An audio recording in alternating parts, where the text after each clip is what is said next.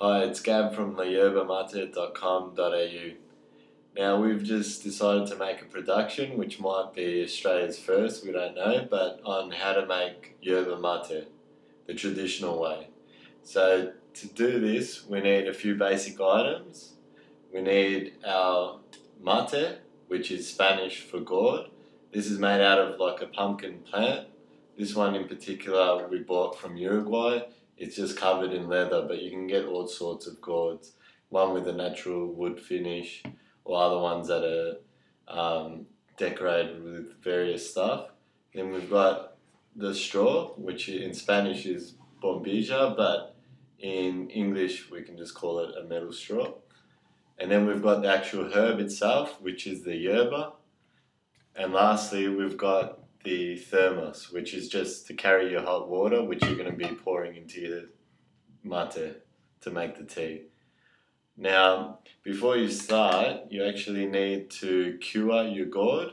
So the gourds that you get normally won't be cured, so you would have to do it. So this pretty much involves putting some herb, with the yerba, inside the gourd and leaving it overnight with some water in it, just for the herb to be able to cure the wood, and also you might get some loosely particles of wood, so it just helps clear that out and improve the taste of the wood. So this should be done for at least 1 or 2 nights, but there's more information on the site on how to do that. So after your gourd is ready to drink, you need to add the yerba. So normally you add about half to 2/3. So I'm just going to do that now. I'm not sure if we can see properly. But so just pouring it in there.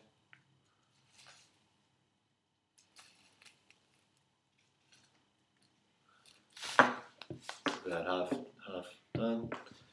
Now it is quite dusty, so some people like to just put their hand over it and then just tip it over like that, and you get all the dust on your hand. But with me, I don't really mind, so it's up to you whether or not you don't like it so dusty. Then after this, you want to sort of put all the yerba in the bottom, so you sort of want to make like a little mountain at the bottom. Okay, so it will all collect half there, and then you've got a little space for you to start pouring the water. Now initially you want to pour cold water. So with the cold water, you just pour it into that. You don't want to be wetting the mountain because you want to keep this herb dry. You want to be pouring it into the space beside the mountain.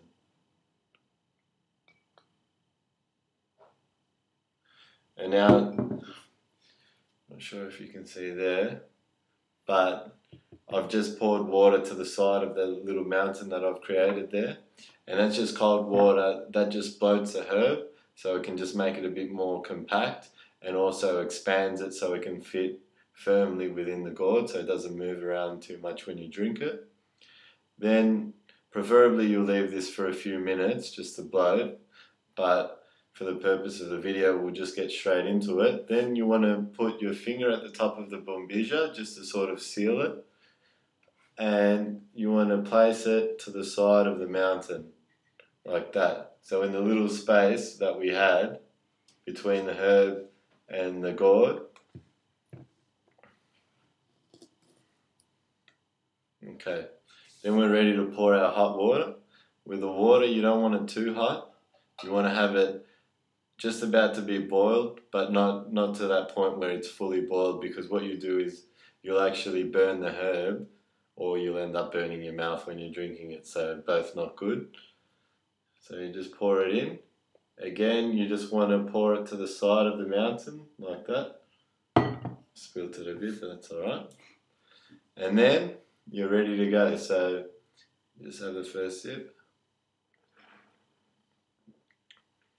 And that's how you make a yerba mate. Now the first one is particularly strong, and then after that they'll become more and more smooth.